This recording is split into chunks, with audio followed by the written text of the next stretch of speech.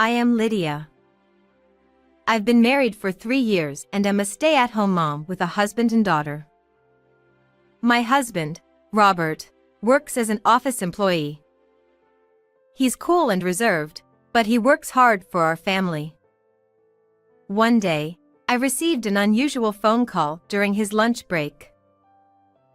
Curious, I answered the call, assuming it must be something urgent for him to call at this time. However, what Robert said was utterly unbelievable. To uncover the truth, I visited someone, and there I discovered an unexpected and shocking revelation. On an ordinary weekday afternoon, while reading and sipping coffee, I received a call from Robert. He rarely calls during work hours, so I was surprised. Immediately after answering, Robert began saying incomprehensible things. His voice sounded lower than usual, and I sensed both anger and confusion through the phone. I couldn't grasp the meaning of what he was saying, but he continued. Hey, so it seems you're leaving our child to my mother every weekday. What's going on? I was taken aback by Robert's accusation. He quickly clarified that he wasn't blaming me but wanted me to listen. Apparently, my mother-in-law had called him earlier. Our apartment and her house are about an hour's drive apart, so we rarely meet. Aside from occasional family gatherings during the new year, we don't visit often. Plus, I don't have a driver's license, so I usually handle transportation, especially with our young daughter. Given this context, the idea of me going to my in-laws' place every day seemed absurd. According to my mother-in-law, I was leaving our child to her daily and going out to play. She claimed she had reached her limit and called Robert. When Robert heard this, he vehemently denied it. However, my mother-in-law had sent photos of her pushing the stroller with our baby girl or videos of her drinking milk. Robert was puzzled by these images. I also saw the forwarded photos, but something felt off. They all showed the child from behind or in profile, never showing her face clearly. None of these photos show her face directly, I pointed out. Robert quietly agreed, saying, "Yeah." Despite both of us defending our positions to my mother-in-law, the conflicting accounts left us frustrated and at a loss. I reassured him, saying, "I've never left our child at my in-laws, and she's right here with me." Robert apologized, realizing he had jumped to conclusions. After that, he fell silent. Robert must have been contemplating various thoughts, but I couldn't help wondering why my mother-in-law suddenly made such an accusation. Robert, being a kind and family-oriented person, probably didn't want to believe that his own mother was lying. However, he couldn't strongly blame me without any certainty, which might explain his half-hearted approach. "Robert, let's go to your mother's place and find out," I suggested. Robert agreed with a simple understood and hung up. Over the weekend, we headed to my in-laws' house after a long time. Although I was a bit worried about our 9-month-old daughter being in the car for an hour, she didn't fuss at all, and we arrived safely. When we pressed the intercom, hurried footsteps echoed, and the door opened. There stood my stern-faced mother-in-law. Robert said, Mom, we'd like a detailed explanation. She sighed and replied, Honestly, Weston claims Lydia has been leaving her daughter to him, so I wanted to hear Lydia's side of the story. Robert and I exchanged glances, both puzzled. Weston, Robert's brother, had been married but divorced within 6 months due to some trouble. Even though my interactions with my in-laws were minimal, the idea of Weston and me being connected was absurd. Robert had tried explaining this to my mother-in-law, but she remained stubborn. Still, I couldn't see her as someone who would lie. Those photos. Weston took them, right? I asked. My mother-in-law nodded. Strangely, all the photos showed my mother-in-law's arms, body, and face, clearly taken intentionally from that angle. Given the context, it was likely Weston, but as expected. I sighed, unstrapped our daughter from the baby carrier, and showed her to my mother-in-law. The last time you saw our daughter was when she was about a month old, right? It's been 9 months since then, so her appearance has changed. But this child is undeniably ours. As my mother-in-law peered at our daughter, their eyes met. Our daughter smiled, but my mother-in-law's expression tightened. Clearly, the child she had cared for looked different. Robert also didn't seem to see his mother-in-law lying, and there was silence between us. At that moment, we heard the sound of the front door opening, and someone said, "I'm home." Robert and my mother-in-law headed toward the entrance, and I peeked from the slightly open living room door. There, Weston was holding a baby who appeared to be about the same age as our child. Curious about this strange phenomenon, both my mother-in-law and Robert questioned Weston. However, Weston confidently insisted on some outrageous claims. The more we listened, the more nonsensical his statements became. Then, a shocking revelation emerged. Weston chuckled and said, "Oh, so I've been caught." Naturally, Robert confronted him, asking, Why would you do such a thing? Weston's response was unexpected. Well, I dislike both Robert and Lydia. While it made sense for Robert, since they're brothers, I couldn't fathom why Weston disliked me, someone he had no connection to.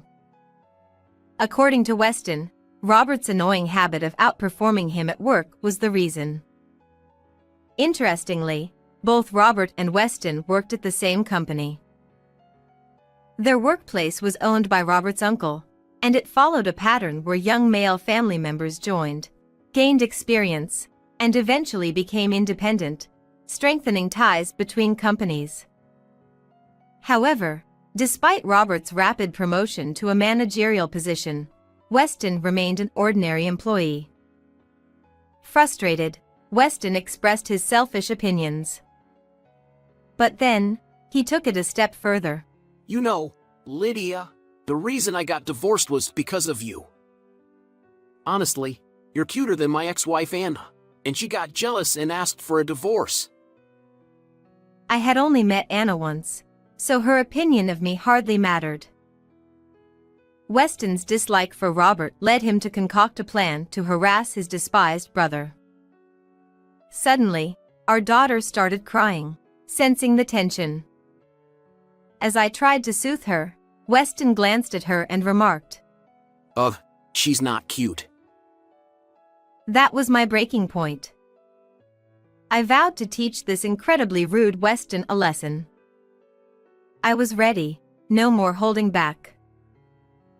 Before any of us could speak, my mother-in-law raised a crucial question. So, whose child are you holding? We had all wondered the same thing. Upon closer inspection, the baby's features did resemble ours. Weston's response, however, was mind-boggling. Oh, it's my child with my ex-wife. The shock was palpable. After all, Weston and his ex-wife had divorced 2 years ago, and this child looked about the same age as our daughter. Weston broke up with Anna 2 years ago. Would it be strange? Weston briefly showed panic before regaining composure. No, right after we split, I found out she was pregnant, and, well... But his statement had an obvious contradiction. If you knew about the pregnancy 2 years ago, the child would be around 18 months old, right? I pointed out. Weston stumbled over his words, and Robert added, You said that Anna was married to a rich man after divorce with you. Finally, Weston's confident facade cracked, revealing his anxiety. Did I really say that? Ha ha ha. His face was smiling, but his eyes darted left and right, clearly flustered. Just then, Weston's phone rang. He panicked, muttering, I remembered Anna said she'd call later. I swiftly snatched his phone away. Weston reached out to retrieve it, but Robert intervened. I pressed the call button, and Anna's voice came through. Hello? Listen, my husband is coming home early today, so could you return our daughter around 4 p.m.? She chatted away, assuming she was speaking to Weston. When I introduced myself, there was silence. After a few seconds, Huh? Why are you there? clearly agitated, Anna demanded an explanation. I instructed her to come over and hung up. We waited for about 30 minutes until Anna arrived. As soon as she entered the living room, she snapped at Weston. Why did you get caught? Weston stammered, explaining how he misunderstood Anna's pregnancy timing, given that she was now married to someone else. Anna's anger flared. This idiot. And why did you tell your mother that Lydia's child was yours?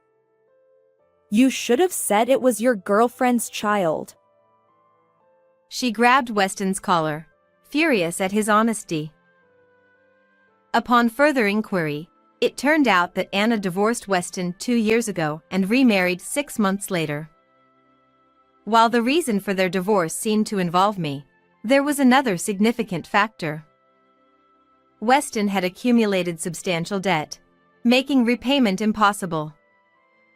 So, they faked their divorce.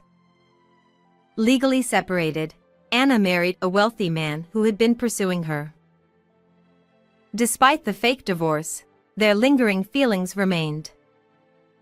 Anna withdrew money from her new husband's savings to help Weston repay his debts. Even after the divorce, they met frequently, and during one of those encounters, Anna became pregnant with their current child. Well, it's not entirely implausible, right? But were you planning to remarry after paying off the debt? I asked incredulously. Weston and Anna fell silent. My mother-in-law couldn't hold back. Your actions are outright infidelity. Pay proper compensation to Anna's current husband and decide your future. And why did you push your child onto me, claiming it was Lydia's? Weston's feeble excuse, about finding parenting difficult and wanting to hang out with friends, elicited collective sighs. Suddenly, Robert interjected. So what about you and your current girlfriend? Anna hesitated, saying, Well, that's just another excuse. but I noticed Weston's pained expression. Anna, judging by Weston's reaction, it seems like he's telling the truth, I remarked. Weston snapped back, denying everything, but Anna's face tightened. Unable to bear everyone's scrutiny, Weston tearfully confessed. Actually, I'm dating someone I met on a dating app. She's pregnant with our child, and we plan to get married eventually. At that moment, Anna's eyes widened, and she grabbed Weston's collar. What? After I helped you repay your debt and even raised your child, you're impregnating another woman and planning to marry her. The sound of a recording ending interrupted the tension. All eyes turned to Robert. I've recorded everything just now. I'll report Weston's actions to our uncle. As soon as Robert spoke, Weston turned even paler. Weston stammered. Wait! That's a problem. If our uncle finds out about this, I'll be fired. But Robert had already sent it to their uncle, leaving Weston in despair, collapsing to his knees. Anna's actions aren't blameless either, so let's not solely blame Weston, I suggested, redirecting Anna's anger toward me. Anna, now crimson with rage, pushed me and exclaimed, Aren't you entirely at fault? Being cuter than me is your biggest sin. Her words made little sense. Nursing my scraped knee from the push, I continued, this recent incident could be considered assault, right? My brother is a lawyer, so I'll report this to him. Excuse me for now. Anna, alarmed by the mention of a lawyer, frantically apologized. While my mother-in-law intervened to calm them down, we quickly got into the car and left the family home. Later, Robert's uncle, after watching the video, was furious and promptly fired Weston. It's a downside of running a family business. Such matters can be resolved swiftly. Additionally, my mother-in-law was livid that her son had disrupted another family and immediately contacted Anna's husband. Naturally, he was furious and divorced Anna. As for the child, Weston's child is considered Anna's husband's. He spent a significant sum hiring a top-notch lawyer, gained custody, and moved far away. Anna was saddled with substantial debt due to divorce settlements and the money previously used for Weston's debt repayment. Understandably, Weston's girlfriend chose the path of a single mother and severed ties with him. This incident prompted us to visit the family home more often, deepening our relationship. Currently, our relationship with my mother-in-law is excellent. Regarding Anna's assault, I consulted my brother, who advised she should reflect on her actions. Ultimately, Anna compensated me with a few $100s in a settlement. With that money, I could buy clothes and toys for our daughter. Our worries have dissipated, and we feel refreshed. Moving forward, I hope to build a happy family with Robert, our daughter, and the son in my tummy. How was this story? Please subscribe to the channel. See you in the next video.